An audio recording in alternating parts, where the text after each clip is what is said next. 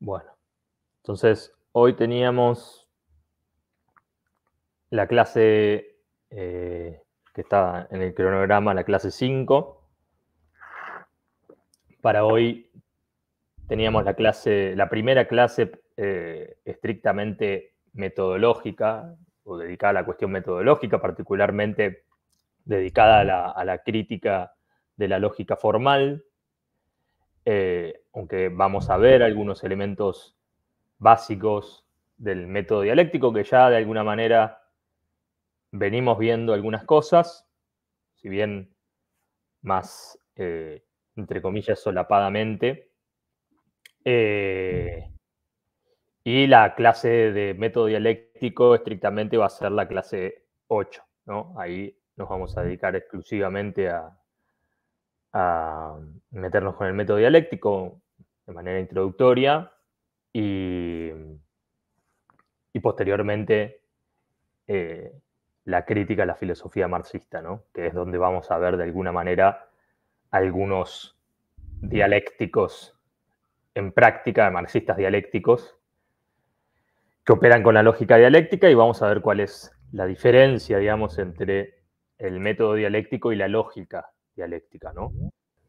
Entonces, efectivamente, eh, a ver, vamos a hacer una introducción a la crítica de la lógica formal y como señalábamos la primera clase, acá en la introducción del libro de Hick, que recuerden, ¿no? Trabajamos con la introducción del libro cuando estamos en la clase 5, ¿no? Eso ya no es la forma más estándar de proceder. Obviamente nosotros ya les dijimos en la primera clase que creemos que esta es la forma más eficiente de proceder, porque cuando uno ve método, en este caso particular, porque está aprendiendo un método particular, ve método antes de ir al concreto, a diferencia de lo que pasa en el resto de las disciplinas, por supuesto, porque el resto de las disciplinas uno tiene su momento metodológico para después ir al objeto concreto. Acá es al revés. Acá lo que necesitamos hacer es ver ese despliegue, ver ese descubrimiento y después ir a ver cómo se está operando metodológicamente y entender por qué se está operando de esa manera. Si no, justamente lo que pasa es que volvemos a entender la cuestión metodológica como si fuese un prólogo a la investigación. Y como acá estamos diciendo que se trata de comprender la cosa misma en su automovimiento, es que uno tiene que ir a ver el automovimiento de la cosa misma. Ese es el método dialéctico. Eh, entonces, igualmente, la introducción de Hicks, si bien está ahí como introducción, nosotros siempre dijimos que es pésima esa introducción porque sintetiza eh, la cuestión de método de una manera sumamente hermética, cerrada, cosas que él viene desarrollando mucho tiempo atrás. Les habíamos comentado que el libro donde más desarrolla la cuestión metodológica es del 2003, si yo no mal no recuerdo, y este libro es posterior, del 2007. Y la introducción, y además hay un montón de artículos previos, y hay un libro previo todavía más viejo que se llama El conocimiento dialéctico de 1992, que algunos sostienen que es el mejor libro en cuanto a la cuestión metodológica, el más extenso, digamos, y que da más data, por decir así.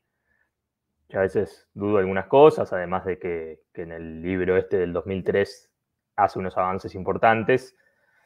Pero bueno, hay otros textos de método y él acá embute todo, la crítica de la lógica formal y la diferencia y el contraste con el método dialéctico en 2 páginas. Entonces, se vuelve bastante problemático. No sé a cuántos de ustedes habrán leído eso y habrán dicho, se entendió perfectamente. Eh, ya diría que es un iluminado, salvo que obviamente haya venido leyendo prácticamente a Hick. Pero bueno, el problema no es la brevedad y el embutido que hace o no de esta introducción y sus referencias al problema de la lógica formal, hay que tener acá en cuenta que Hick además está haciendo una síntesis de determinaciones generales de la lógica formal, abstrayéndola de los momentos históricos específicos en que esas determinaciones se desplegaron. En la historia de las ciencias, de la epistemología, de la filosofía y demás, ¿no? Es como si nosotros viéramos nacer un ser humano históricamente, perdón, no históricamente, sino en la actualidad, y vemos efectivamente, ¿no? Ya habíamos puesto el concepto del embrión humano, ¿no? Como si nosotros viéramos desarrollarse un embrión humano ahora, ¿no? Nosotros vemos que efectivamente es una síntesis de átomos, de moléculas que toman la forma de una célula, que a su vez toman la forma de automediatizada de varias células, que van tomando la forma de órganos, de un cuerpo orgánico que nace y a los tantos meses comienza a aprender las primeras palabras y comienza a adquirir conciencia y voluntad, comienza a mediar su apropiación del medio mediante medios de producción, ¿no? Cuando con juguetes, bueno, con una tablet ya no nacen y ya tienen la tablet ahí para apropiarse del medio mediante semejante medio de producción evolucionado. Es decir, el proceso que estamos analizando acá es un proceso sincrónico, por decir así, que porta todas las determinaciones históricas y de la naturaleza que nosotros vimos, o de historia de la naturaleza que nosotros vimos en las clases y venimos sintetizando en las clases pasadas como desarrollo histórico, ¿no? Eso ténganlo presente ahora cuando vamos a estar viendo este movimiento. Es decir, Hick está sintetizando las determinaciones actuales de la lógica formal, que portan un desarrollo histórico, que esto efectivamente refleja un movimiento histórico, particularmente movimiento histórico, después vamos a hacer algunas referencias, pero movimiento histórico en el modo de producción capitalista.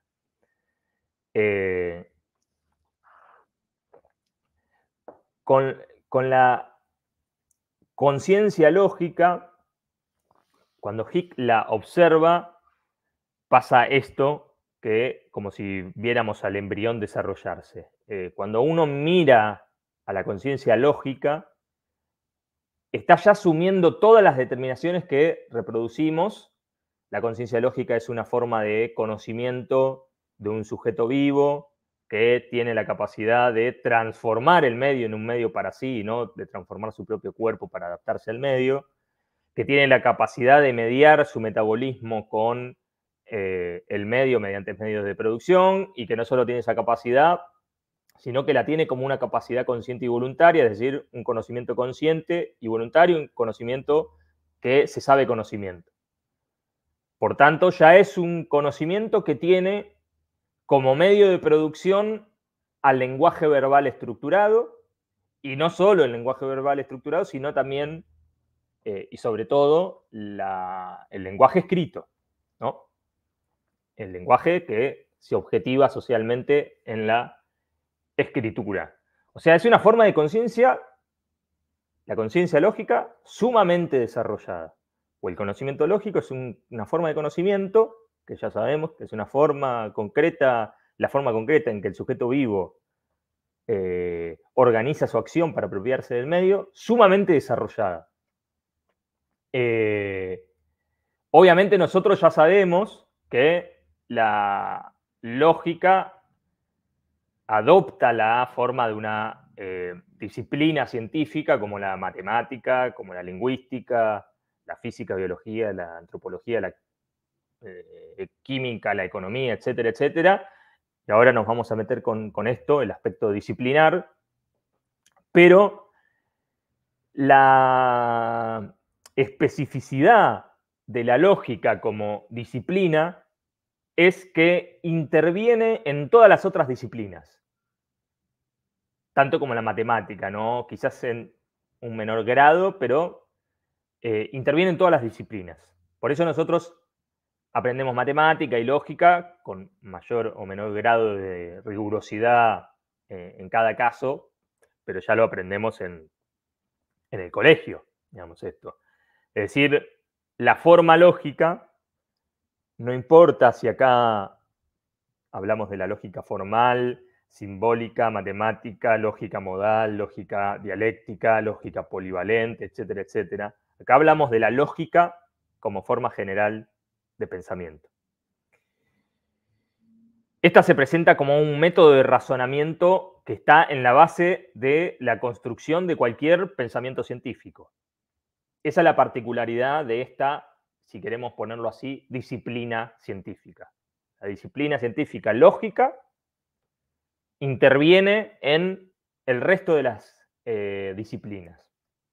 Nosotros, si bien vamos a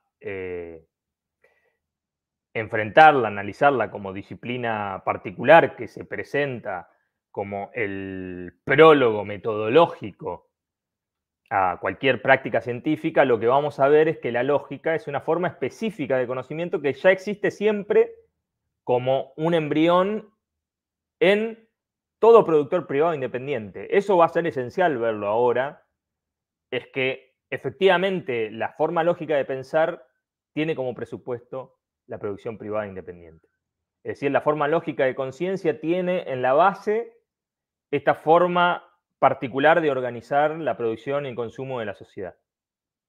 Tiene como base la sociedad capitalista. Digamos. Ahí donde la producción se organiza de manera privada e independiente. Entonces, repito, nosotros vamos a enfrentarnos a la lógica como base del conocimiento científico en su generalidad y la vamos a estar viendo en su construcción, entre comillas, sincrónica. Es molesto el término porque claramente hace referencias a un montón de problemáticas, por lo menos en lo que hace a las ciencias sociales, siempre se presenta como un problema esto, pero bueno, vamos a ponerlo así, ya dando como presupuesto todo lo visto hasta ahora en cuanto a las determinaciones de la conciencia del productor de mercancías como forma concreta de organizar la producción en esta sociedad, ¿no?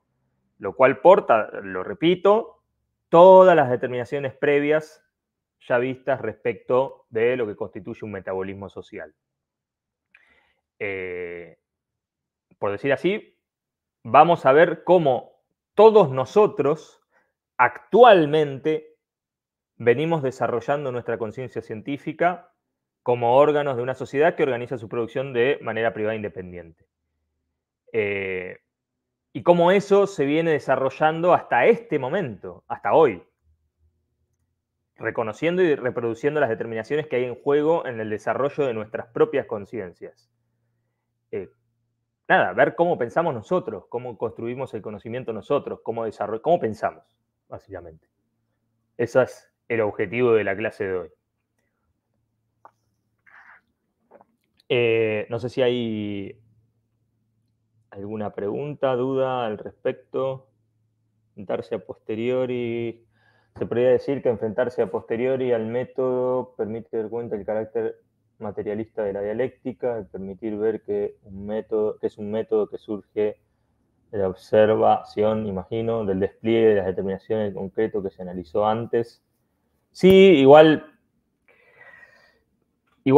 esa, Juan, la forma en que lo encaraste tiene mucho de, no porque no es ninguna chicana, ni ningún tipo de descalificación, ni nada, pero sí que tiene un poco de cierto cliché, digamos. Así como lo pusiste, ya así te lo dice cualquier marxista, y después uno va y ve qué es lo que hace, y de hecho hasta es de lo más... ahora justamente esto lo vamos a ver, es de lo más clásico en el proceder científico, digamos, no es ninguna cosa extraña cuando uno ve qué es lo que efectivamente están haciendo. Están reproduciendo, por decir así, la forma lógica de pensar. Arturo dice, la lógica existe como embrión en todo productor privado independiente porque en cuanto tal tiene que interpretar de manera exterior el movimiento del valor de cambio. Bueno, vamos a ver la conexión. Vamos a ver efectivamente la conexión. Pero sí, en principio sí. De forma general, sí. Bueno, para empezar, igual que siempre en el análisis de las diversas disciplinas y subdisciplinas científicas y las escuelas o corrientes que aborda Hick de manera muy general o de manera más específica, acá no se trata de lo que la lógica como disciplina, o mejor dicho, los lógicos como científicos dicen de sí mismos, sino obviamente lo que hacen.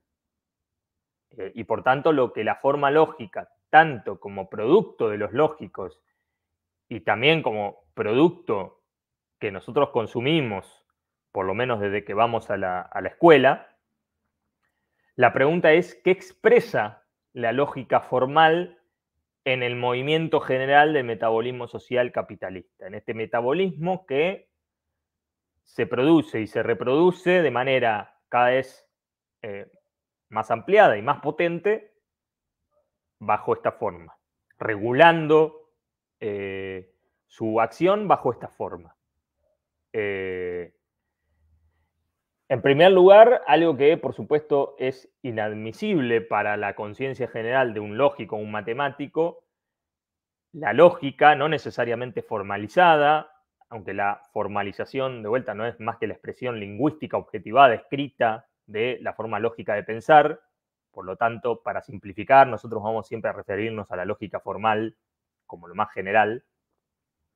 Entonces, la lógica formal tiene su punto de partida en un movimiento histórico concreto que corresponde a la sociedad capitalista o como mínimo a la sociedad productora de mercancías, dejando al margen ahora la discusión de si existió algo así como un simple modo de producción de mercancías que no sea la sociedad capitalista, porque eso es un debate muy profundo, muy importante, no solo en Marx y los marxistas, incluso diría hasta ciertos puntos con Juan Íñigo Carrera y el CICP.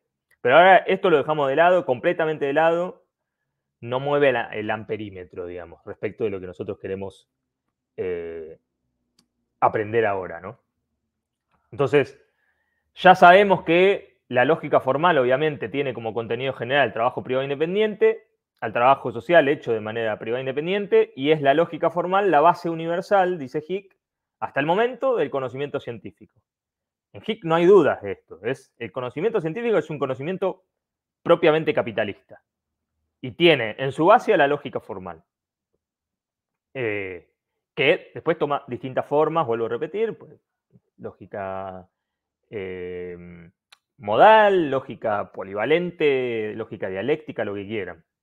Tienen en su base la forma lógica. Nosotros, en términos de la exposición dialéctica de las determinaciones del capital, estamos lejos todavía de saber cuál es la necesidad del conocimiento científico, porque todavía no llegamos básicamente a saber siquiera lo que es la producción de plusvalía relativa. Seamos conscientes, por tanto, de la cantidad enorme de eslabones que nos faltan para dar cuenta de las determinaciones de la producción de esta conciencia. Pero por eso esto es una introducción al problema. Bueno, Hick arranca ya en la página 14. Arranca en la página 14 de la introducción con algo que nosotros ya habíamos visto en el capítulo 2, particularmente en el 2.4. Ahí vimos cuáles son las determinaciones genéricas del conocimiento y cómo el conocimiento responde específicamente a la materialidad de los sujetos vivos. Incluso ahí en las formas más simples de vida, ¿no? Como el caso del ejemplo de ameba, que realiza un gasto limitado de energía de su cuerpo, primero para reconocer si las potencialidades del medio que está monitoreando responden a sus propias potencias, es decir, si lo reproducen, y luego, como segundo momento, una vez reconocido si eso que tiene delante es apto para reproducirlo, lanza decíamos nosotros, el gasto pleno de energía para apropiar el medio y reproducirse.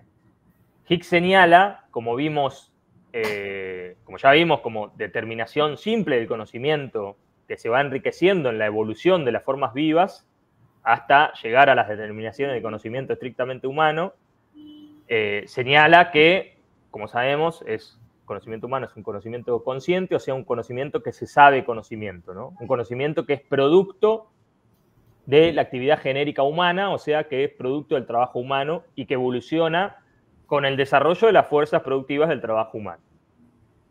Pero lo esencialmente distinto del conocimiento consciente o conciencia es que, a diferencia del simple conocimiento, no solo se trata de un conocimiento inmediato de las potencias del medio para reproducir al sujeto, sino que se trata de la necesidad de conocer el medio para transformarlo en un medio para sí, y esto además de manera siempre creciente, ¿no?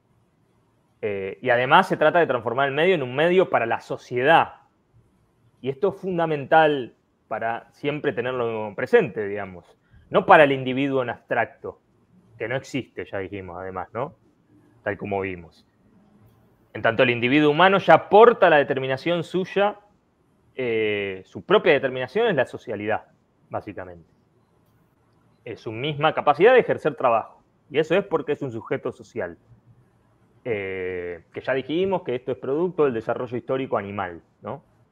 De mamíferos superiores que ya vienen apropiándose del medio, constituyendo cuerpos sociales.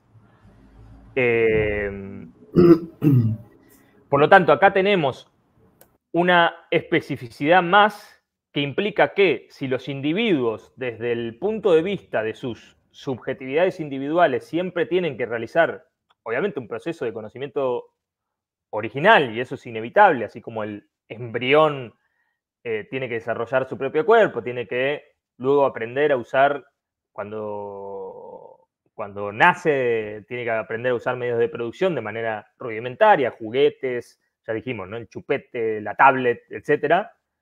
Tiene que aprender a hablar y luego a los 4 o 5 años, no sé, más o menos, ¿no? Empiezan a escribir. Pero eso que los individuos hacen, lo hacen siempre como forma concreta del propio proceso de reconocimiento desde el punto de vista social. Digamos, en términos groseros, eso que va aprendiendo el niño ya lo saben los hermanos, ya lo saben los padres, ya lo saben los maestros, etcétera, etcétera, etcétera.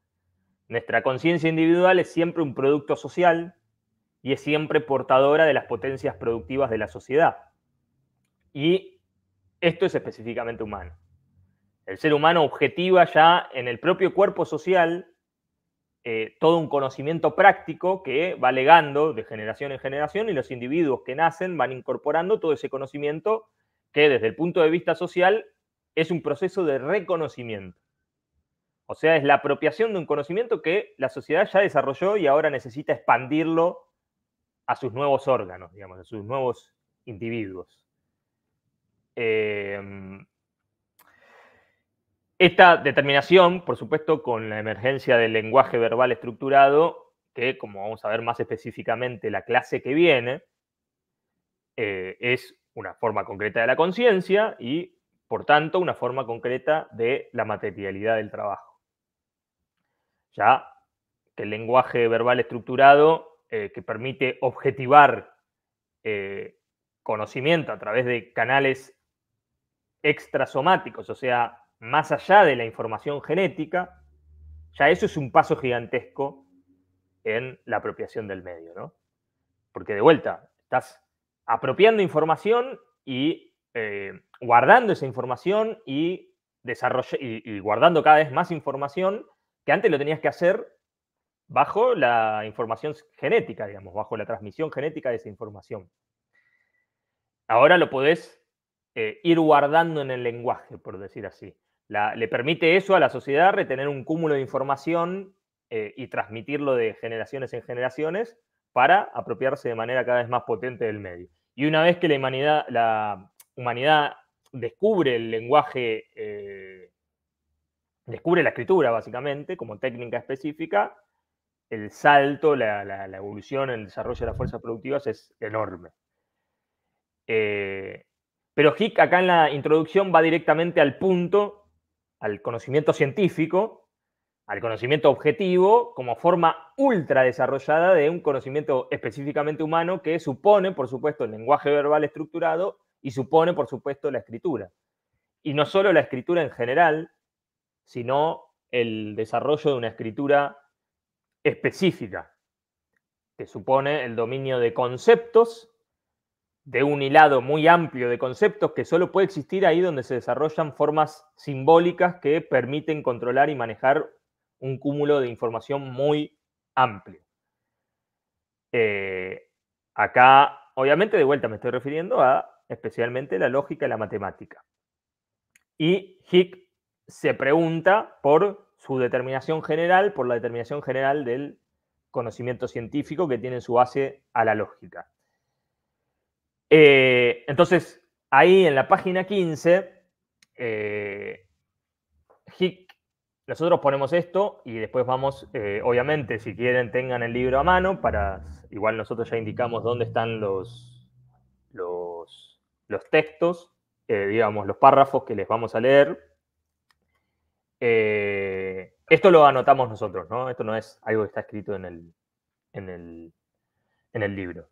Ponemos, para Hick, la representación lógica, forma dominante del conocimiento científico, es una forma sumamente potente del conocimiento humano, parte de representarse. Atención al término, ¿no?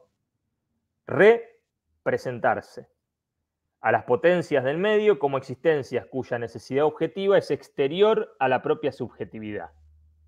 Entre corchetes, S desigual O es obviamente sujeto separado del medio, ¿no?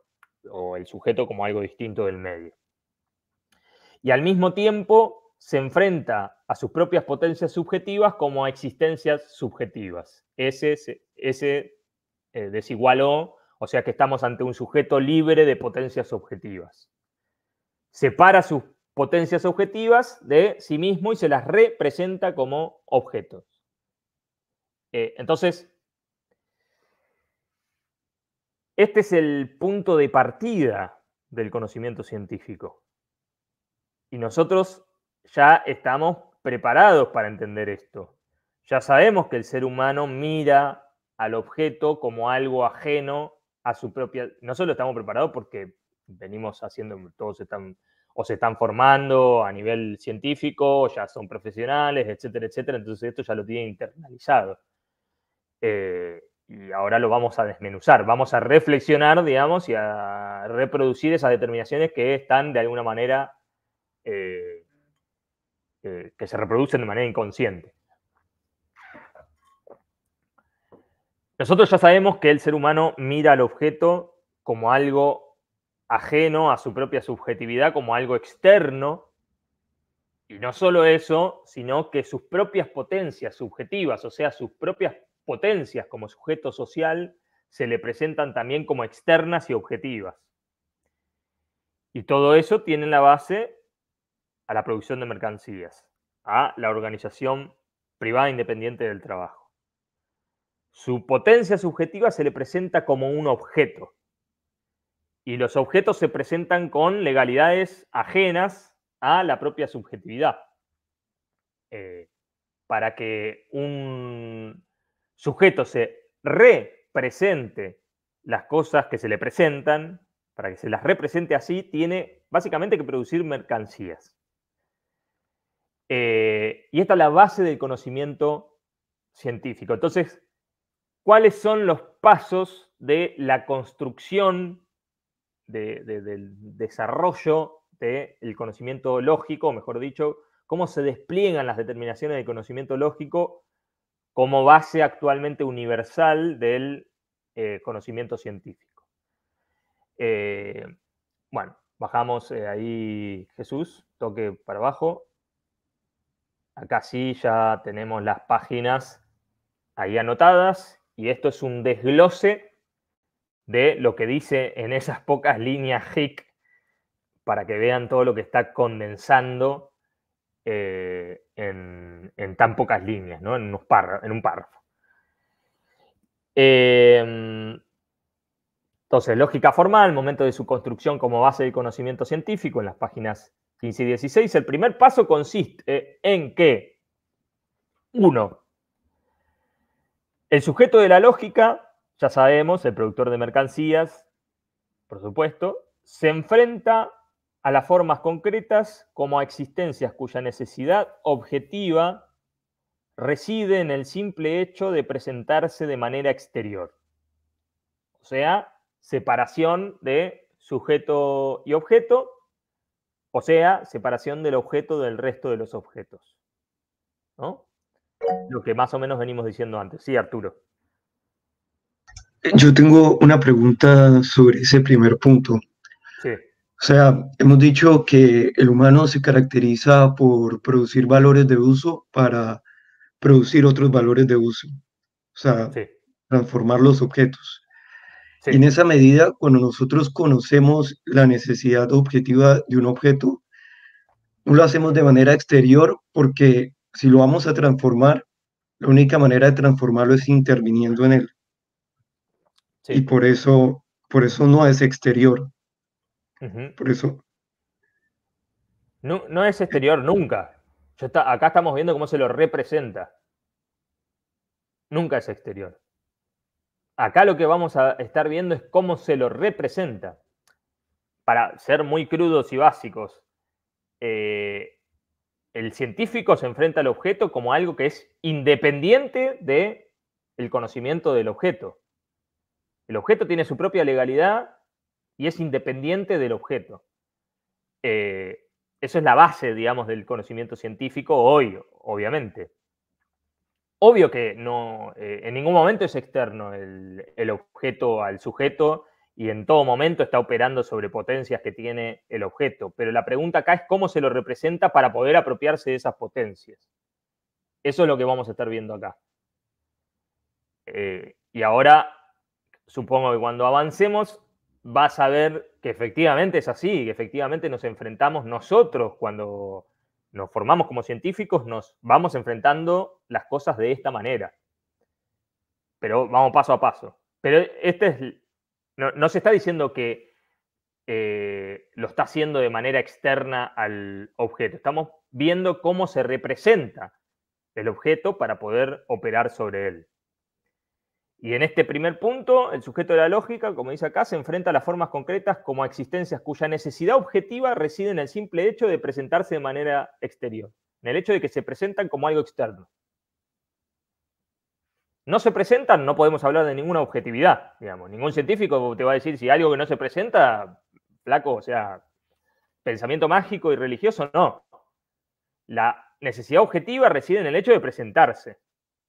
Y de manera exterior a nosotros. Si vos estás teniendo un momento místico y ves dioses en tu cabeza, te va a decir, y bueno, flaco, o sea, esto, todo lo que quieras, pero eso no tiene ninguna necesidad objetiva. Yo no lo estoy viendo eso. Eso es lo que está planteando acá. ¿Cómo se representa el sujeto de la lógica? En este punto, la necesidad objetiva del objeto. ¿Por qué tiene una necesidad objetiva? Porque se presenta de manera exterior al sujeto. ¿Estamos hasta acá, Arturo? Digo, repito que no es lo que está haciendo, sino lo que se está representando que está haciendo. Y lo que está ok, representando. gracias, Nico. No, por favor. ¿Quién? Juan, Tomás, Juan primero, no sé si estaba Juan primero. Juan, sí, Juan.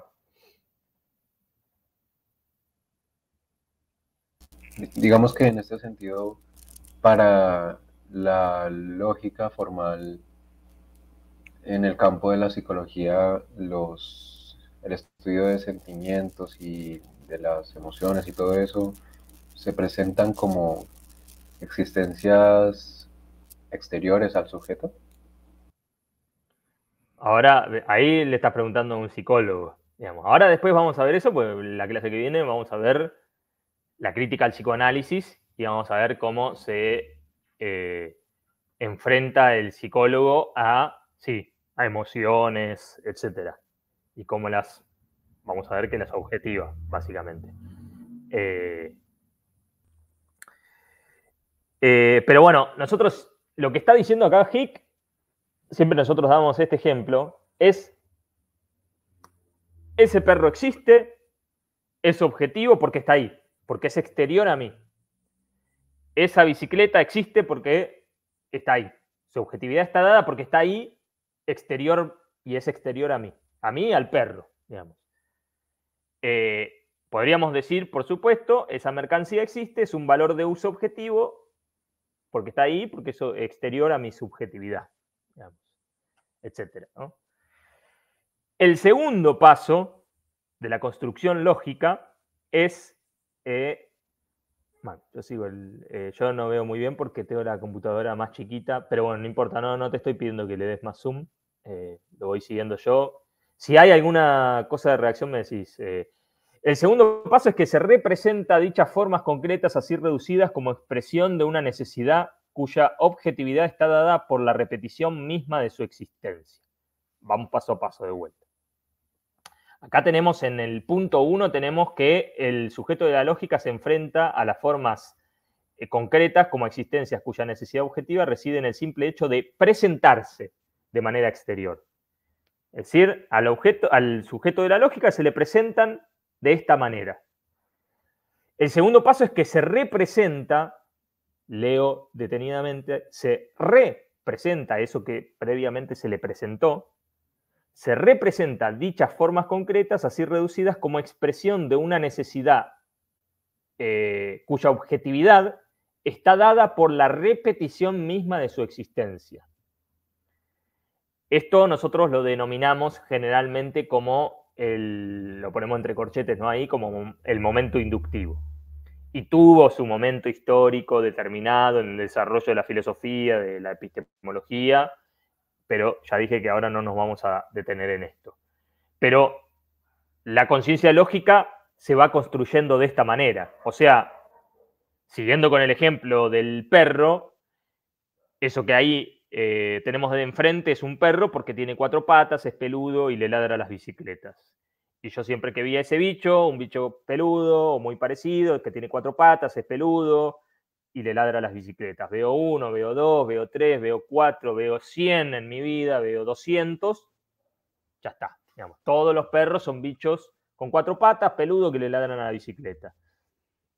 Esto es lo que se conoce, repito, en cualquier manual de epistemología como el salto inductivo, ¿no? De lo particular a lo general. Su objetividad y su necesidad está dada por la repetición. Esto es lo importante y la clave de la construcción del conocimiento lógico. Por ejemplo, si un perro fuera peludo, otro perro no tuviera pelo, otro perro tuviera escamas, otro perro no tuviera piel, sería muy difícil para el conocimiento lógico decir que tener pelo es una necesidad objetiva de ser perro. ¿Se entiende? Si no se repite ese atributo, no es una necesidad objetiva de ese objeto. Incluso la cosa, esto ya es un despliegue ultra complejo de esa determinación, porque lo que está señalando Hick acá es algo más básico todavía. Pero obviamente es la base del salto inductivo, de esto que acabo de hacer, ¿no? De decir, bueno, tiene tantos atributos que se repiten, se repiten, se repiten. Bueno, estos son los atributos de ser perro. Acá Hick está señalando algo más básico. Hick está diciendo que esta conciencia asume que tal o cual concreto es objetivo porque su apariencia se repite en el tiempo. O sea, el perro es objetivo porque ahora es perro y segundos después sigue siendo perro y mañana sigue siendo perro y si se da una vuelta a la manzana y vuelve, sigue siendo perro. Está manifestando la objetividad de su existencia. La objetividad está dada para el sujeto de la lógica, para su conciencia, por la repetición misma, la repetición de esa simple afirmación, digamos. Es decir, se afirma, se afirma, se afirma, se afirma, aparece, aparece, aparece, aparece, o mejor dicho, se presenta, se presenta, se presenta, se presenta una y otra vez, entonces asumimos la existencia objetiva de ese perro. Si ustedes vieran un perro lo ven venir y desaparece, dirían, no, acá estuve, eso no era un perro, digamos, yo estaba flasheando, esto es algo que pasó en mi cabeza y no sé, digamos, estoy empezando a volverme loco, qué sé yo, pero eso no era un perro objetivamente, lo que vi, era otra cosa. Entonces, la conciencia lógica asume la objetividad de la existencia a partir de la repetibilidad de lo que aparece. De que aparece como una simple afirmación. Se afirma, se afirma, se afirma, se afirma, se afirma, entonces es una existencia objetiva. No sé si alguien hizo una pregunta en el chat. Sería la repetición de los atributos. La repetición de los atributos, Felipe, y no solo de los atributos, sino de la... Uno puede mirar una sola cualidad, sin ver los atributos del perro, el perro, o una cosa, no sé, una cosa sin atributos, que obviamente va a ser difícil, ¿no? Pero digo, el perro como perro. No solo es la repetición de sus atributos, sino el perro como perro. Que el perro en su totalidad, con todos sus atributos, se repita en el tiempo, su existencia se repita en el tiempo. Dure, esté ahí. Si fuese, vuelvo a repetir esto que acabo de decir, si fuese si viene un perro caminando hacia mí y desaparece, voy a decir eso no era un perro, digamos. Objetivamente no era un perro. No sé si hasta acá hay alguna pregunta.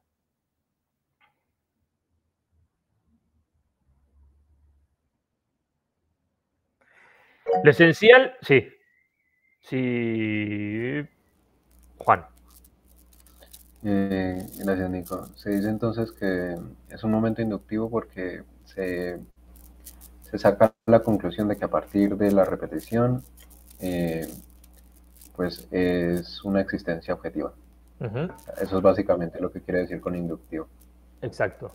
Y que los atributos que se repiten son atributos necesarios, objetivamente necesarios, y los atributos que no se repiten no son atributos objetivos de ese concreto que estamos mirando. Como ponía el ejemplo de si todos los perros no tuvieran, uno tuviera pelo, otro no, otro tiene escama, otro tiene, y diríamos, ese no es un atributo objetivo necesario de ser perro. Es una mera contingencia, un accidente, una cosa que no es una necesidad de ser perro. Pero acá lo esencial, lo importante es que el salto inductivo lo que permite es alejarse de las existencias concretas y dar el siguiente paso, el tercer paso de la construcción lógica, que consiste en la... Bueno, yo siempre intento leer de acá, pero... que consiste en que lo concreto, dice Hick, y vamos despacio, porque claramente no es fácil de tragar esto, o yo supongo que no es fácil de tragar. Lo concreto resulta representado como conjuntos de existencias objetivas en sí mismas, productos de la primera representación bajo la forma de categorías o conceptos. Entonces acá estamos ante el momento estricto, ponemos nosotros, de la conceptualización, o sea, operar con representaciones de representaciones previas. Es la construcción del concepto, de la forma conceptual que ya no es una simple representación, sino que ya es cualitativamente distinta de la simple representación. Es la representación de una representación previa. Vamos despacio y obviamente que todas las veces que sea necesario lo repetimos.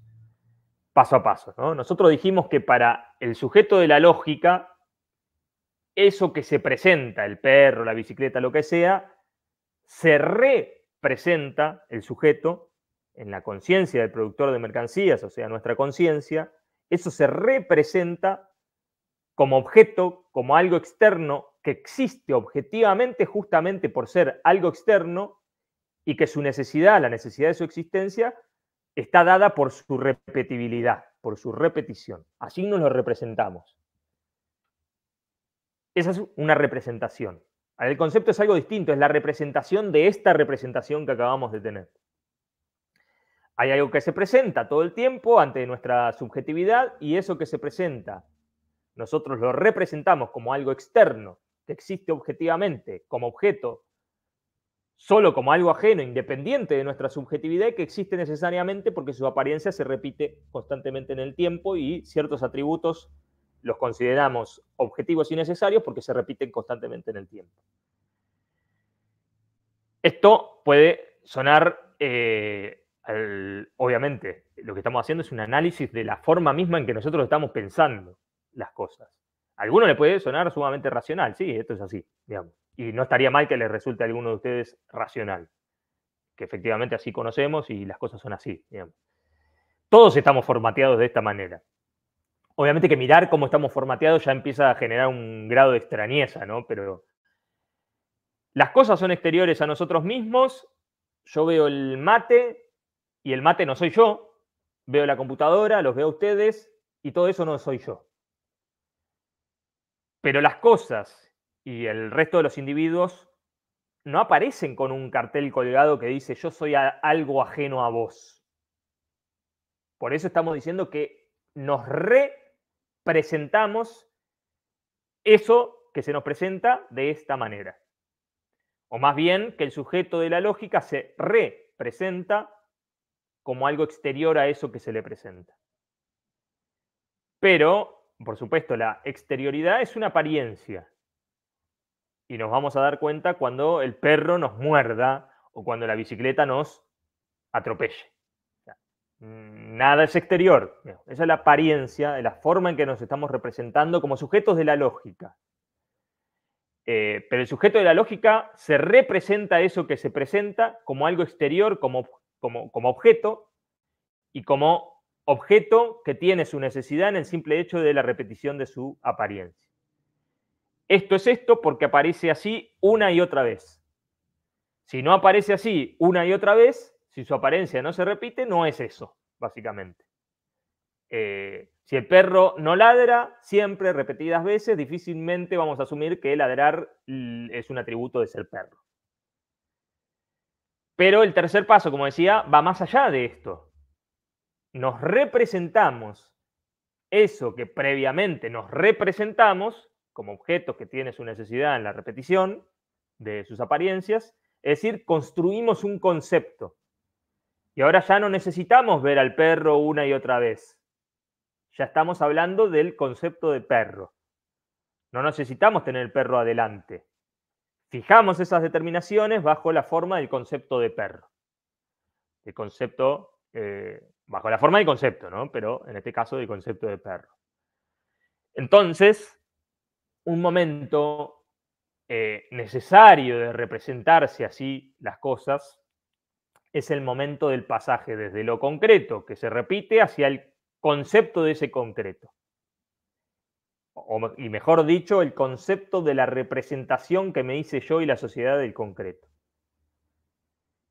Está claro que desde el principio este proceso de conocimiento individual siempre es, como todo lo individual, y como ya lo señalamos antes, es un momento del proceso social.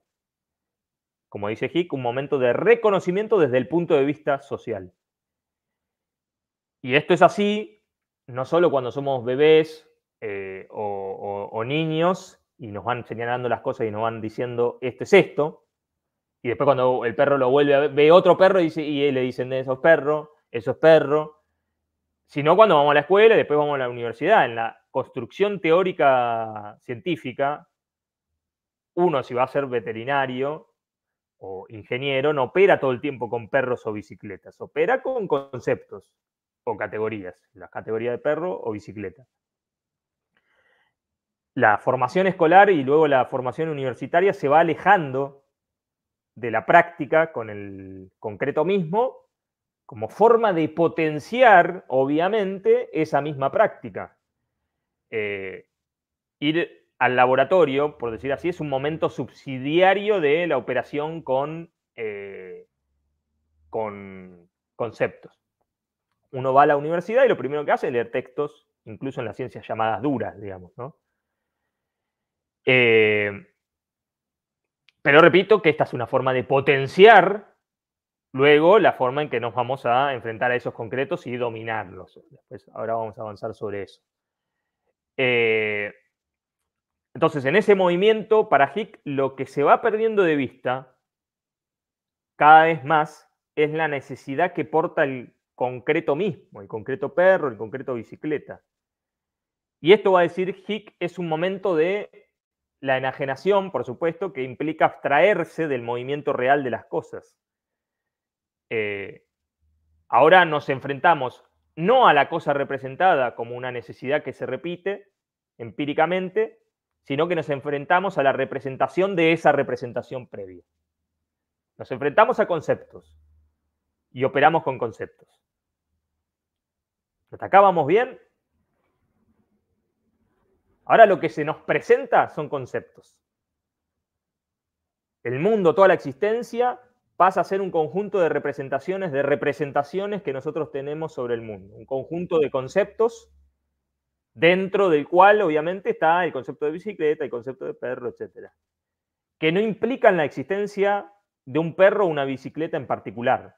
El concepto de perro refiere a cualquier perro y el concepto de bicicleta refiere a cualquier bicicleta. No sé si acá hay... Es como las fotografías compuestas de Galton, una técnica donde se superponen fotografías individuales de personas, alineándolas en base a una característica como la altura.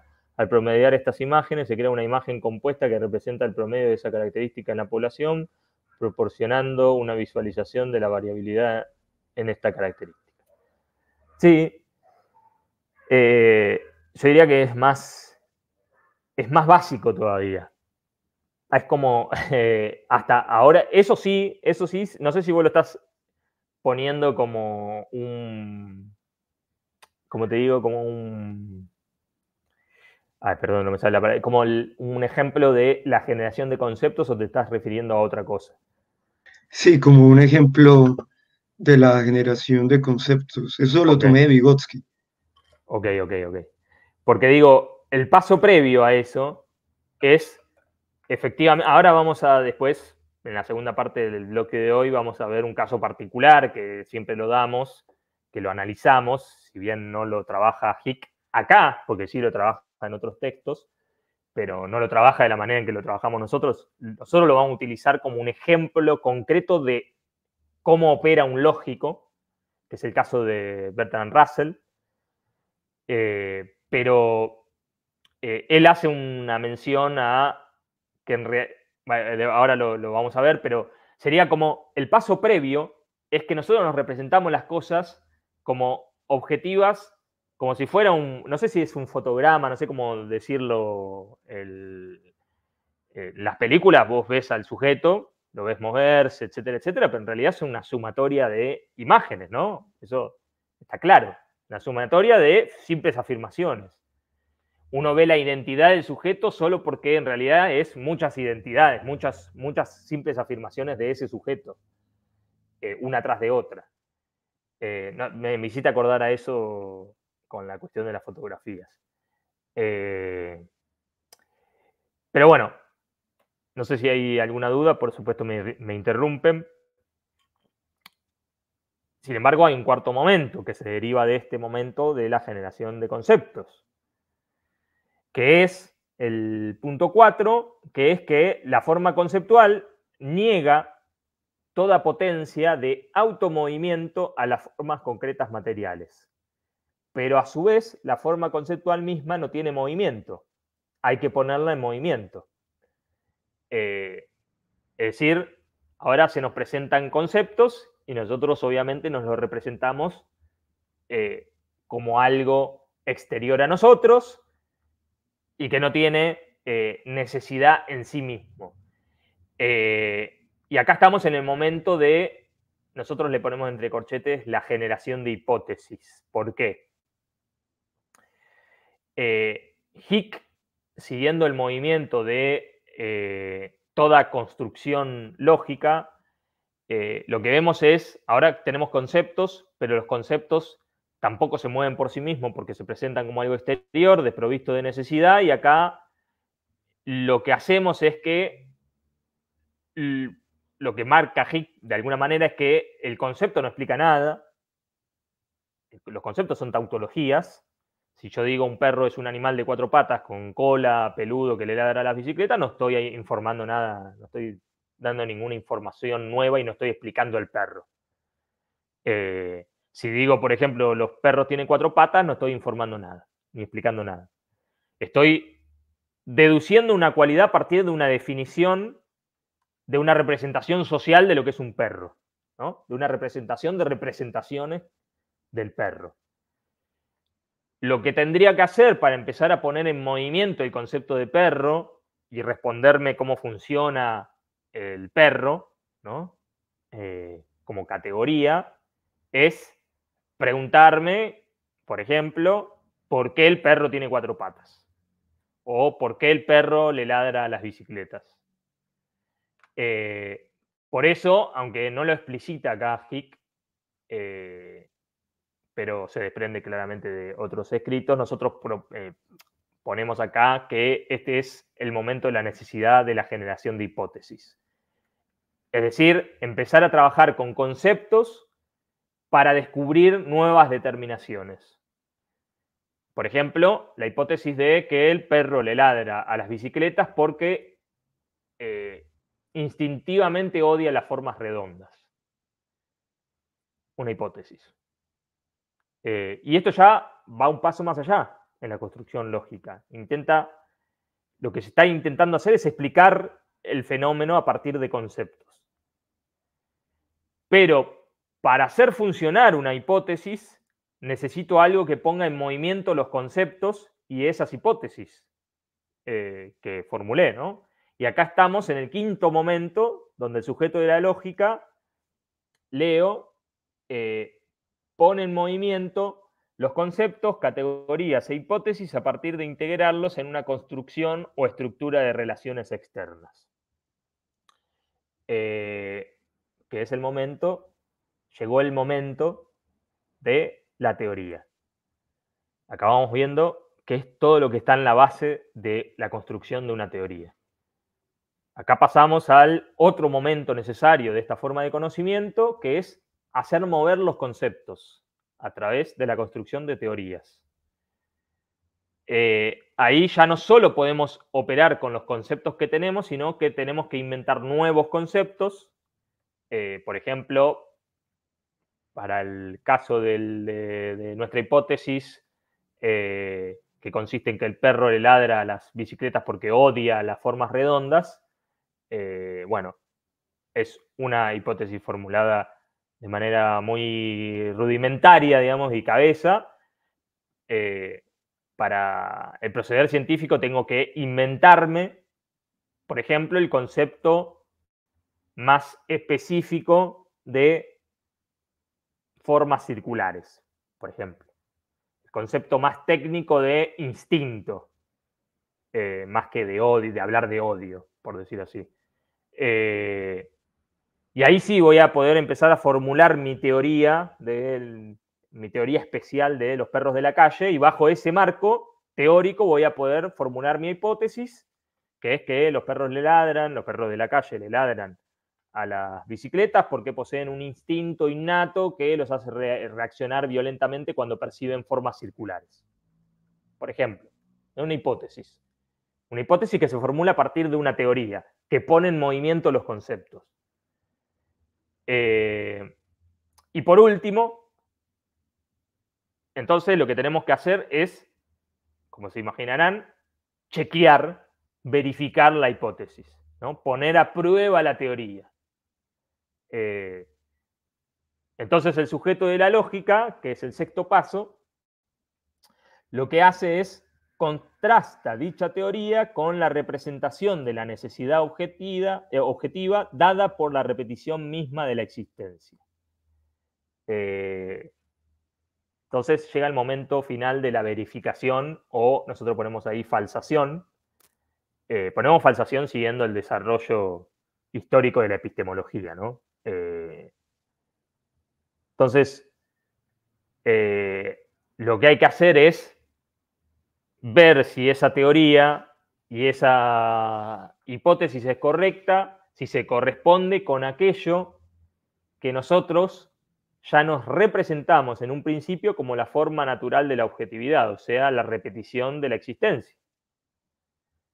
Para el falsacionismo, por ejemplo, que es un momento propio de la epistemología ya entrado el siglo XX, con Karl Popper a la cabeza. Ustedes no tienen por qué conocer esto, pero imagino que muchos ya lo conocen, o algo vieron en la universidad, en alguna especie de introducción al pensamiento científico, etcétera, pero si no, no importa. Falsacionismo fue una corriente de epistemología, de filosofía de las ciencias, que la filosofía de la ciencia, por supuesto, la epistemología, lo que se pregunta es, bueno, ¿cómo conocemos? ¿Cómo se conoce, cómo se produce el conocimiento científico? Esa es la pregunta de la filosofía de las ciencias, ¿no? Y el falsacionismo en un momento, y cuál es la mejor manera, digamos, además de generar conocimiento científico. Y el falsacionismo fue una corriente que sostenía que todo enunciado científico debe cumplir con una serie de requisitos para ser científico. Digamos, tienen que ser falsables, de ahí el término falsacionismo, ¿no? Tiene que poder contrastarse con otros enunciados observacionales, lógicamente posibles y que sean incompatibles con la hipótesis formulada a partir de la teoría. Digamos, por ejemplo, si nuestra hipótesis es que todos los perros de la calle le ladran a las bicicletas porque tienen un instinto específico de agresividad cuando se enfrentan a formas circulares, y como las bicicletas tienen ruedas, por supuesto, y tienen formas circulares, entonces los perros naturalmente le ladran a las bicicletas. Entonces tiene que poder contrastarse ese enunciado con algún enunciado contrapuesto, lógicamente posible, y que pueda ser observado justamente para contrastar la hipótesis. Entonces, contrastarse con el enunciado de ningún perro le ladra a las formas circulares, por ejemplo. Entonces, lo que hay que hacer a partir de ahí es, ya, obviamente el ejemplo es muy bizarro, ¿no? Pero digo, agarrar un perro, pero es lo que pasa en la ciencia, agarrar un perro, meterlo en el laboratorio y mostrarle formas circulares.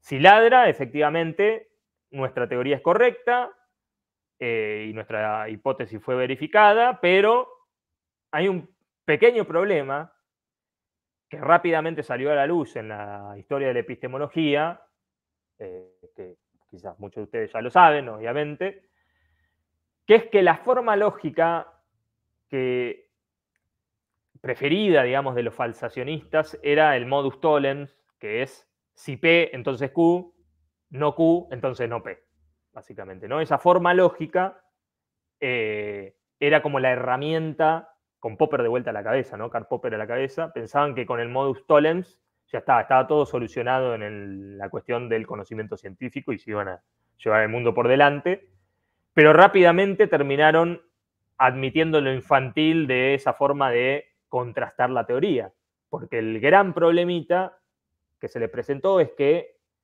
esa herramienta lógica, el modus tollens, como forma lógica, tiene una deficiencia bastante importante para descartar teorías y hipótesis, y es que para negar un enunciado científico hay que observar, y puede que el error sea un error de la observación del que está intentando refutar la teoría.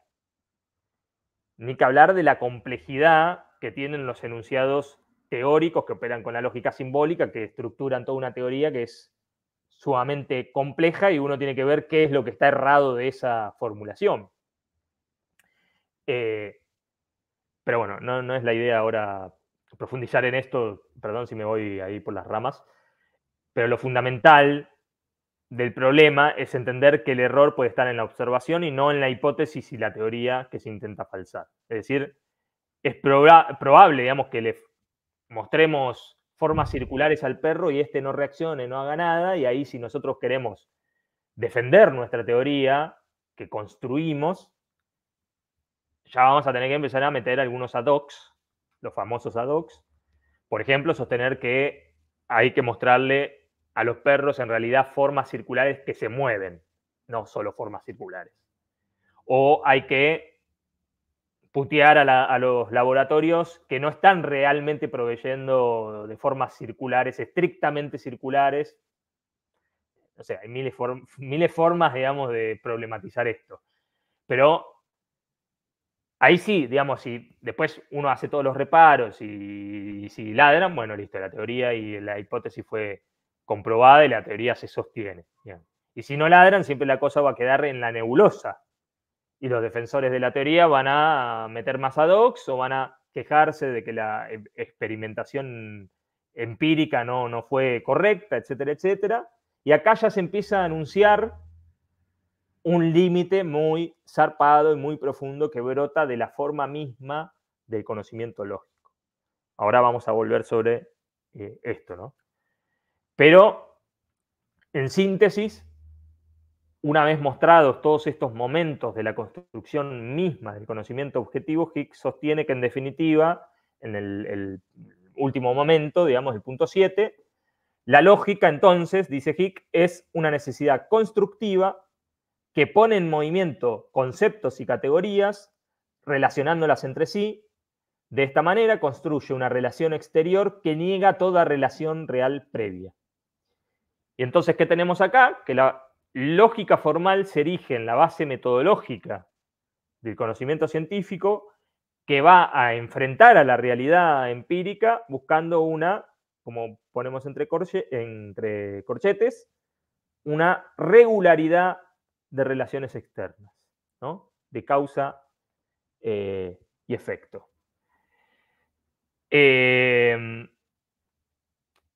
Y esta es efectivamente la forma en que funciona la ciencia hoy en general, todo embutido, vuelvo a repetir, y ahora vamos a ver estos puntos en detalle, pero esta es la forma, esta es la base metodológica del funcionamiento de toda teoría, de la construcción de toda teoría científica. No sé si hay... Lo que sí tiene que quedar claro desde un principio es que esto no significa, bajo ningún punto de vista, que la lógica sea una pura construcción fantasiosa, ni mucho menos. Esta es efectivamente una forma de conocimiento objetivo que avanza a pasos agigantados en la apropiación del medio, y el mismo Hicks lo señala en el segundo párrafo de la página 16. La lógica formal como base del conocimiento científico, ahí en el punto B, ¿no? Que pusimos como potencias de la lógica formal, Hicks dice, la lógica formal posee un enorme poder para regir la acción sobre el medio a través de producir en este diferencias cuantitativas de la magnitud que se sabe objetivamente producirá determinada transformación cualitativa. O sea, la lógica formal es, como forma de conocimiento, es sumamente potente. Lo que dice acá Hicks es sumamente relevante para entender luego cuáles son las debilidades de esta forma de conocimiento. Hicks señala que la lógica formal, base de todo el conocimiento científico hoy, en general no hace otra cosa que concentrarse en determinaciones cuantitativas. Eso es lo que hace la lógica formal, aunque no lo sepa, digamos, como base del conocimiento científico. No lo sabe esto la lógica, los lógicos no lo saben esto. Pero se están concentrando solo en determinaciones cuantitativas.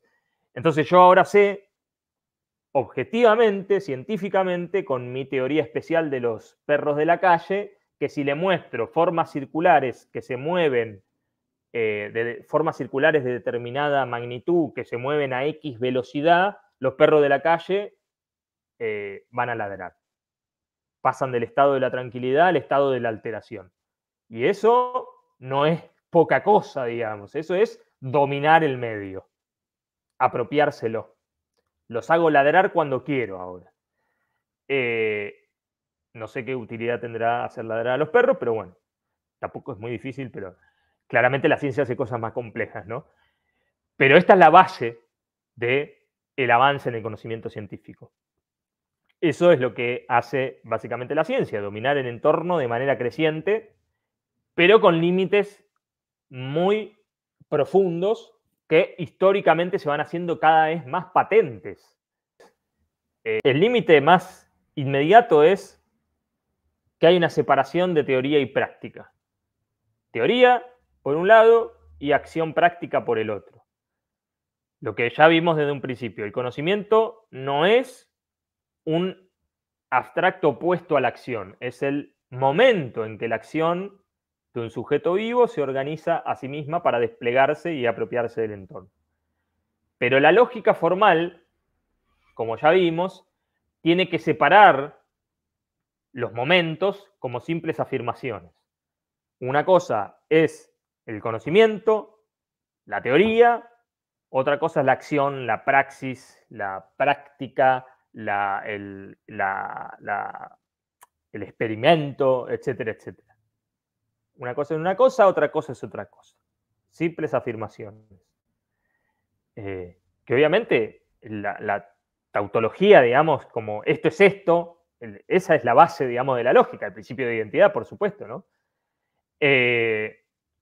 Pero ponga mucha atención en esto, lo que Hick va a marcar acá tiene muy poco que ver con lo que sostiene el marxismo, que ya en esto ya nos vamos dando cuenta cómo el marxismo, con otras palabras, vuelve a hacer lo mismo. Sobre todo pienso en marxismo de cuño lukácsiano o gramsciano y la clase 9, esto lo vamos a ver en detalle.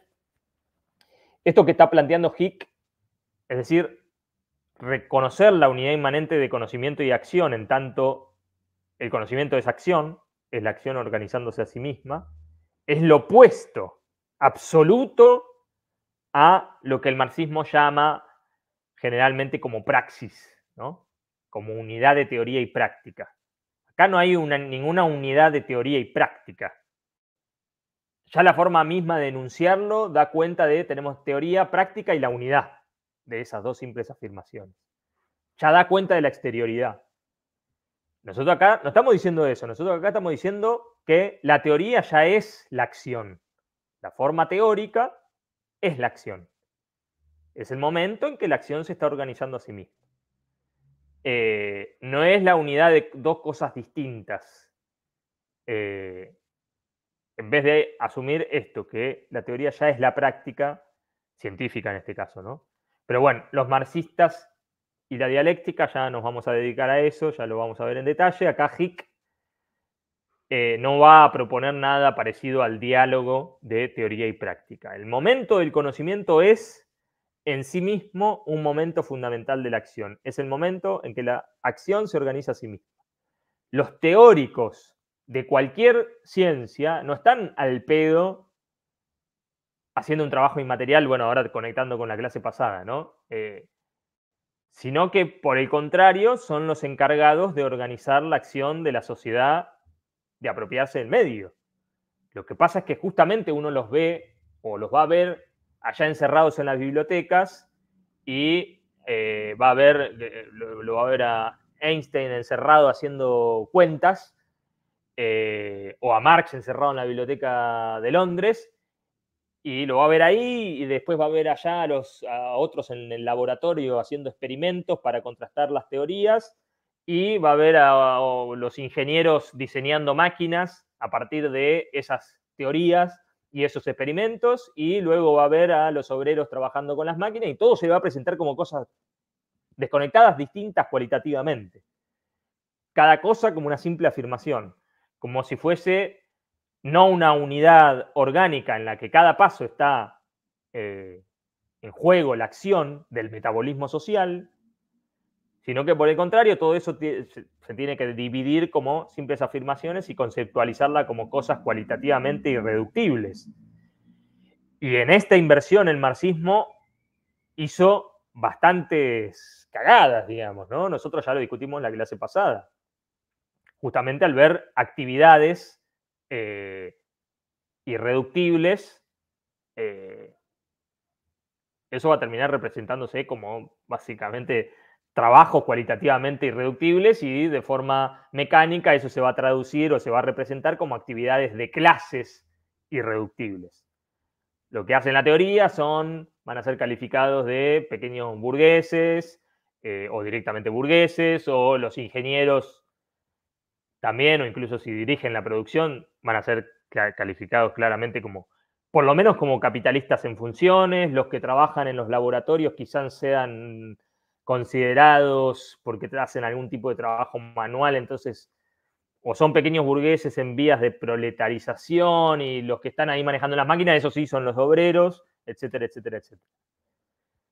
Ya vamos a volver sobre eso, pero este es el principal límite, más allá del marxismo, esto es el límite general de la lógica formal, separa teoría de práctica.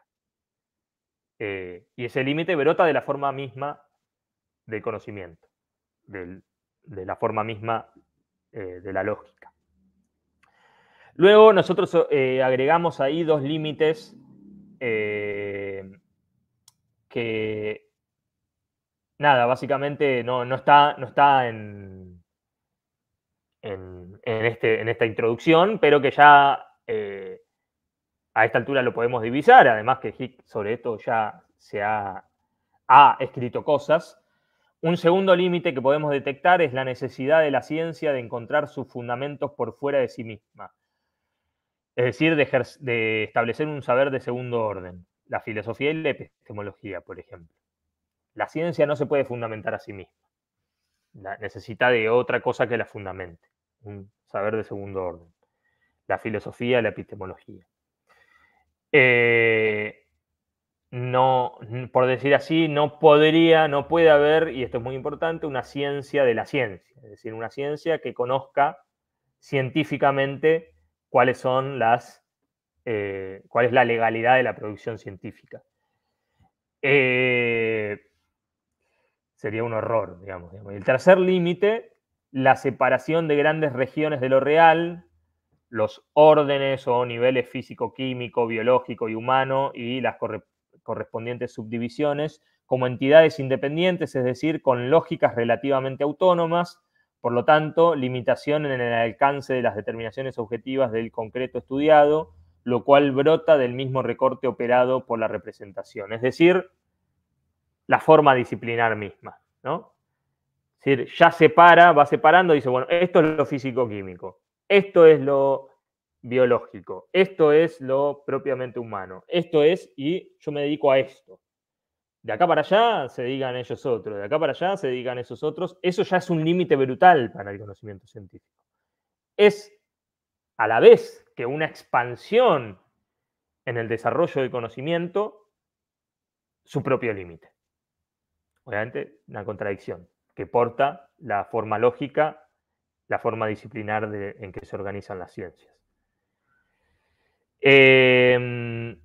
Y por último, que pusimos ahí en el punto 4, que es el gran límite que señala Hick acá, es que en tanto la lógica formal tiene como punto de partida la separación del sujeto y del objeto, la separación de teoría y práctica y la naturalización de la teoría como forma de conocimiento científico, o sea, no puede haber conocimiento científico que no tome un cuerpo en una teoría.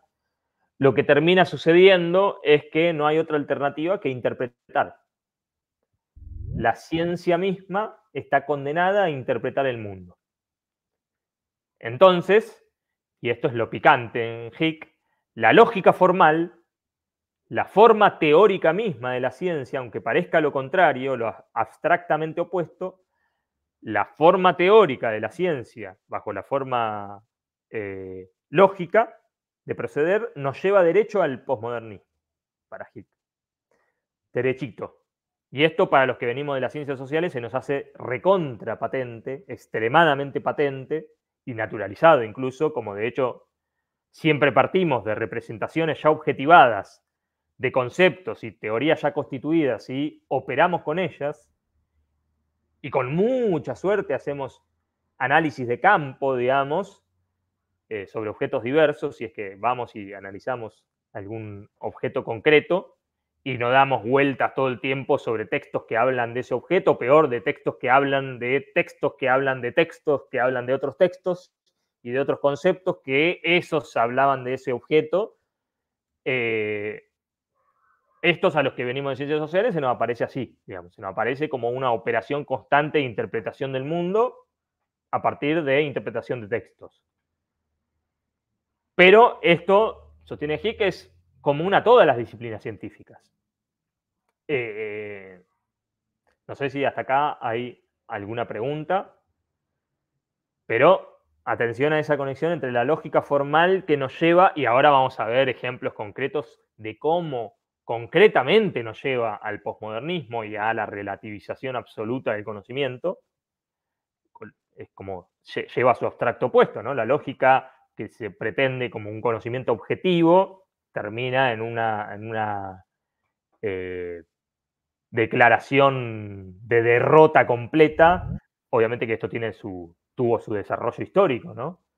En términos de reflexión de las disciplinas, reflexión de la filosofía de la ciencia, la epistemología, etcétera, etcétera. No sé si hasta acá hay preguntas. Hasta acá tenemos, sí. Tengo una, Nico. Sí. Bueno, entonces interpretación se refiere como a, digamos, a la representación, porque digamos que en las ciencias duras sí se ve que hay como una transformación del mundo, pero esta transformación no es reconocida en la plenitud de sus determinaciones, ni en la necesidad que esto implica, sino en el hecho de que, pues, Es eficaz. Sí, es abstracto nunca puede superar esa condición de ser una representación. Por más que, por ejemplo, se construya un edificio, por ejemplo, pues no se reconoce plenamente la objetividad ni la necesidad de lo que llevó a la construcción de ese edificio, ni el cómo este está compuesto, ni nada de esas cosas. Claro, exacto. Sí, no, el hecho de la básica contradicción de te estás apropiando del mundo, tirás cohetes al espacio y no podemos conocer el mundo. O sea, es como una cosa que uno dice, bueno, es eso. Es y que efectivamente el científico, el físico, e incluso el físico experimental que va, no sé, desarrolla la bomba atómica, etcétera, etcétera, duda completamente de, no te va a decir, en última instancia te va a decir, bueno, no, sí, qué sé yo, Dios. O sea, le rezo a Dios, digamos, porque no, en realidad esto es una representación, un modelo que dice, pero sí, un modelo y resulta que los matemáticos están operando con entidades abstractas y qué sé yo, y de, oh, casualidad, dio justo con la posibilidad de mandar un cohete al espacio, mirá vos. Pero no, bueno, eso igual es una cuestión del modelo, digamos. Nunca vamos a saber si así es la realidad. Bueno, eso es nada, la contradicción completa de este punto en que está la humanidad hoy, de llegar a semejante nivel de apropiación del medio al mismo tiempo que negamos más absolutamente que nunca la posibilidad de conocimiento objetivo. Pero bueno, esto hay que explicarlo. ¿Por qué necesitamos negar completamente, decir todos, bueno, depende de cómo lo vea cada uno y al mismo tiempo avanzamos y avanzamos y avanzamos en la apropiación del medio de manera objetiva?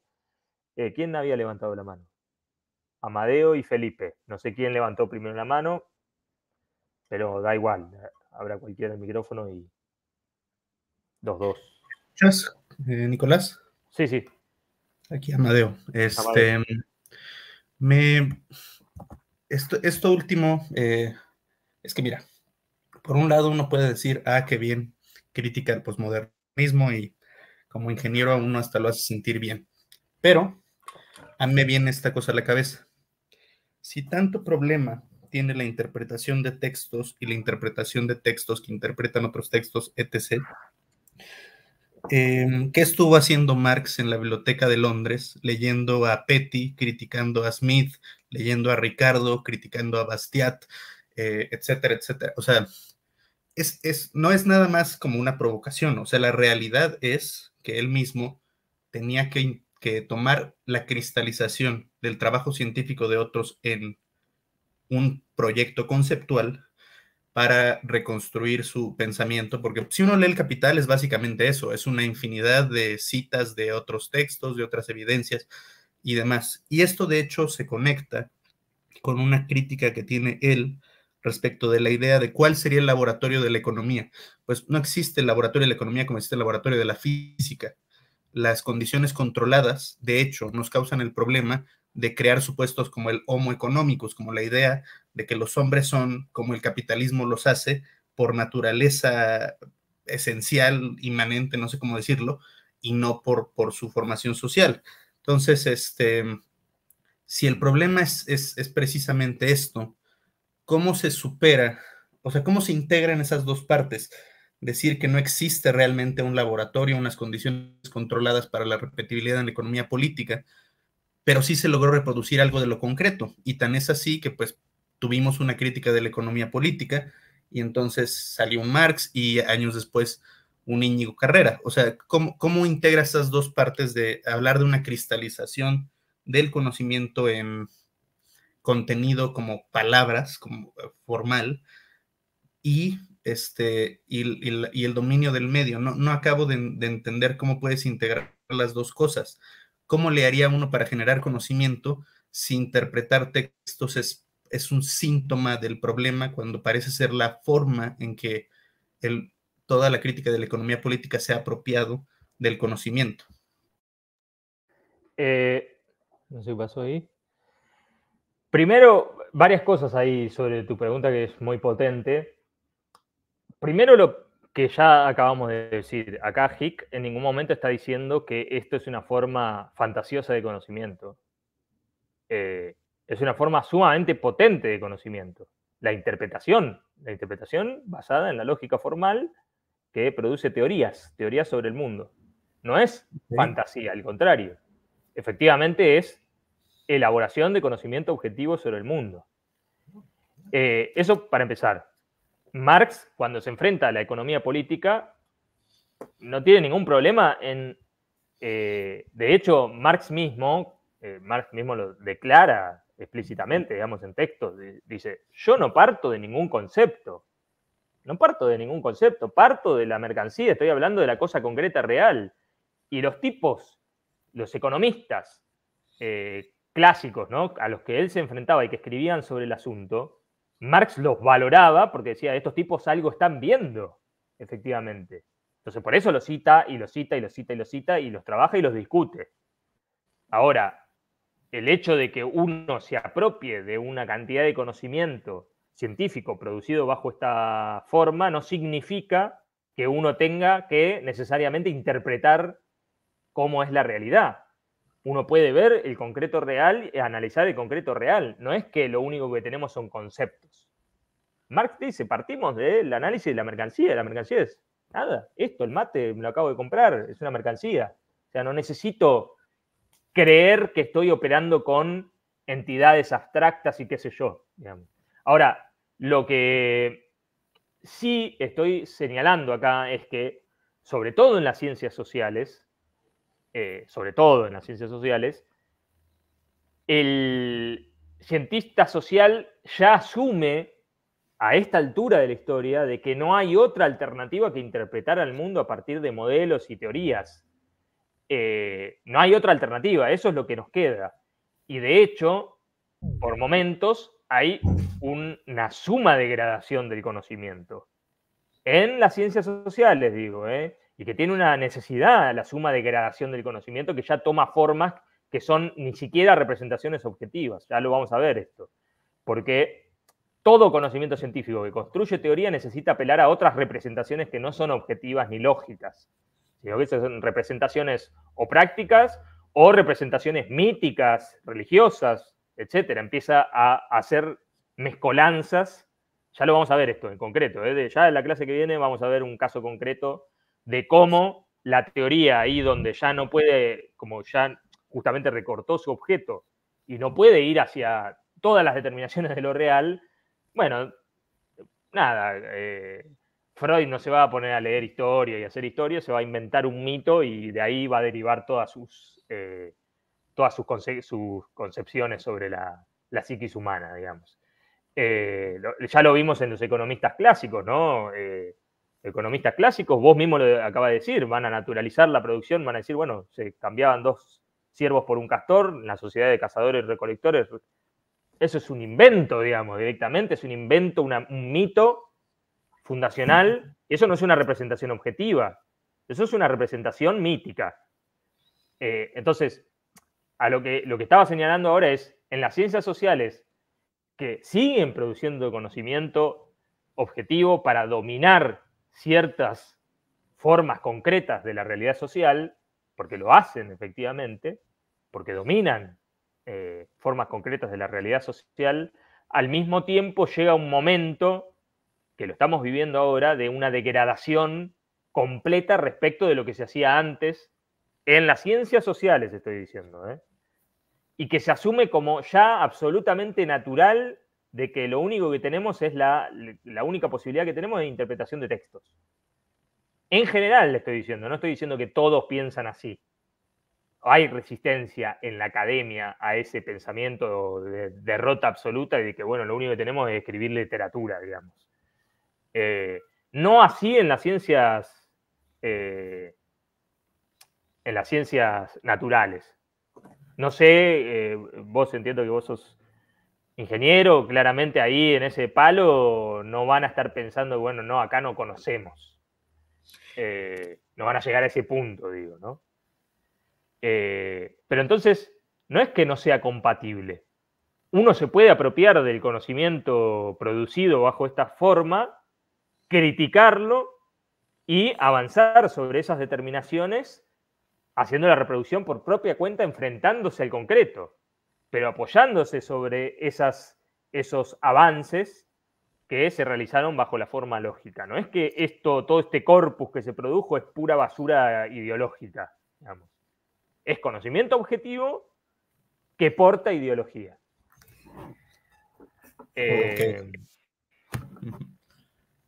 No sé, Amadeo, ahí si... No, tampoco ya te entendí mejor cuál es la distinción que se establece.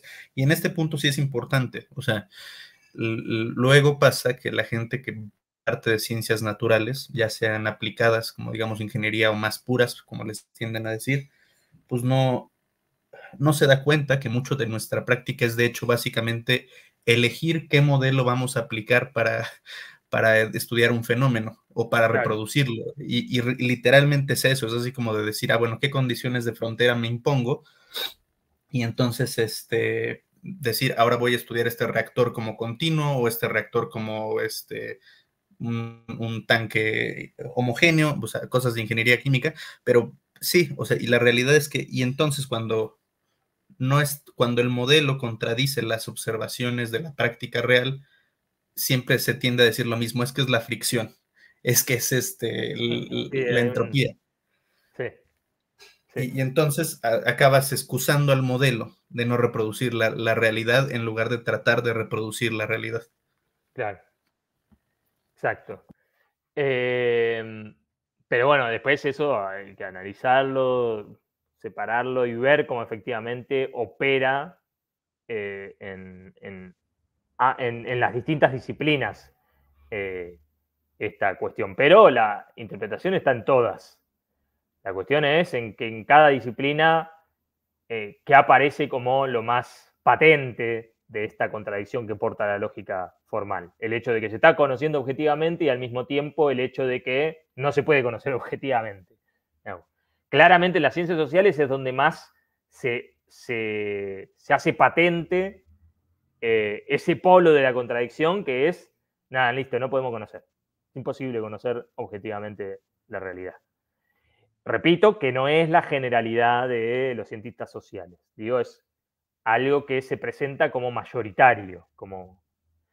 Y en las ciencias naturales, nada, esto mismo, incluso la no reflexión epistemológica, ¿no? Como ni me pregunto por esas cosas, estoy conociendo y ni me pregunto si puedo conocer, no puedo conocer, qué sé yo. Esas cosas son de filósofos. Pero bueno, ahí Felipe había levantado la mano. Buenas, ¿cómo? ¿Todo bien? Bueno, Felipe. Me queda como una duda, algo que no termino de entender bien, sobre lo que sería la unidad entre el objeto y el sujeto, o también como qué sería la objetividad del conocimiento. Porque a mí por ahí es como, se me presenta como con un resabio medio kantiano de la cosa en sí, como de acceder a la cosa en sí. Digamos, como esa posibilidad de unidad entre el sujeto y el objeto, como que reconozco una unidad natural, material, pero no termino de entender la unidad social, porque digo, por ejemplo, que ese conocimiento se procesa por medio del lenguaje, que es social y es natural, pero la naturaleza, o sea, la pregunta va por este lado, creo. ¿Hay una socialidad de la naturaleza? Digo, como ahí se capta esa objetividad, o porque esa es la pregunta que no termino de entender. No sé si entiende la formulación, ni siquiera porque tampoco sé cómo formularlo, pero como esa duda. Sí. Sí, efectivamente, sí, se entiende, por más que, nada, un poco desordenado. Creo que entiendo, obviamente, pero la respuesta es sí a respecto de si hay una socialidad de la naturaleza. A una socialidad de la naturaleza, vos cuando te estás refiriendo a una socialidad de la naturaleza, estás apuntando a si estamos en relación social con la naturaleza. O corregime, Felipe. Eso yo creo que sí, pero la pregunta es si... Es que de vuelta por ahí siento que está todo mal formulado por este resabio kantiano de la cosa en sí. Sí. ¿Cómo, o sea, no entiendo cómo puede haber una unidad entre lo social y lo natural, por así decirlo? O la naturaleza misma tiene un contenido social. Sí. Bueno, lo que pasa es que justamente la pregunta, Marx contesta ese tipo de preguntas, dice que el problema es la formulación de la pregunta. Lo dice, no sé si lo dice en la ideología alemana, ahora no me acuerdo, pero dice el problema es la forma en que se está formulando la pregunta. Porque en realidad uno se tiene que preguntar cómo no sería posible que haya una unidad entre naturaleza y ser humano. Porque nosotros efectivamente estamos apropiándonos de la naturaleza. Nosotros no tenemos que salir hacia la naturaleza no tenemos que salir, somos la naturaleza y somos la naturaleza apropiándose de sí misma. ¿Cómo podría ser al revés? Digo, ¿cómo uno podría pensar un sujeto separado de la naturaleza que va hacia la naturaleza y cómo podría apropiárselo si fuera algo ajeno, digamos, a sí mismo? O sea, si fuera algo que tiene legalidades completamente ajenas a la humanidad, entonces no hay manera de nada, es un multiverso, es otra cosa. Entonces, ¿cómo podría acceder a la naturaleza? Lo que pasa es que uno ya es naturaleza, brotó de la naturaleza y sigue siendo naturaleza y se apropia de la naturaleza y vive. Entonces, ¿cómo puede ser que respire y que siga respirando si no está en una relación ya metabólica con la naturaleza? Marx, no me acuerdo bien exactamente la formulación, después la busco, pero así es. El problema es cómo se lo está formulando, un kantiano, por decir así, ¿no? Cuando ya ahora vamos a hablar de la cosa en sí, que va a aparecer ahora en el caso particular que vamos a poner de Russell, pero es natural pensarlo de esa manera, como la cosa en sí es inaccesible, pero ya la formulación misma de la inaccesibilidad de la cosa en sí es contradictoria. Es como, al contrario, el problema es cómo podés decir que la cosa en sí no se puede conocer. Esa es la pregunta que hay que hacer. ¿Con qué criterio puedes decir que la cosa en sí, hablas de una cosa en sí que no se puede conocer, pero entonces ¿cómo hablas de la cosa en sí si no la puedes conocer? O sea, es la trampa en la que se mete la lógica formal, básicamente. El tipo de pregunta que uno se hace pareciera como algo imposible, pero lo imposible es al revés, digamos. Es lo contrario. Lo imposible es que uno pueda pensar una cosa en sí completamente ajena al sujeto. Eso es imposible. Ya te lo estás preguntando, ya estás preguntando por la cosa en sí. Igual me agarré de la... Pero es obvio que siempre está el mismo problema de fondo, digamos. Es la cosa en sí kantiana, sí, siempre está de fondo ese problema. Ahora cuando avancemos, va a aparecer patente esto como un problema central de la lógica formal. Ahora después volvemos sobre esto, pero nada, entiendo el problema, digamos, que vos estás presentando y cómo es posible pensar en esa unidad de sujeto y objeto. Pero yo por ahora te propongo eso, la pregunta sería al revés, ¿cómo es posible no pensar la unidad de sujeto y objeto? ¿Cómo podría existir un sujeto que no sea una forma concreta del objeto? Una forma concreta de la naturaleza, digamos. Un sujeto humano que no sea una forma concreta de la naturaleza, una forma del metabolismo, un órgano de la naturaleza.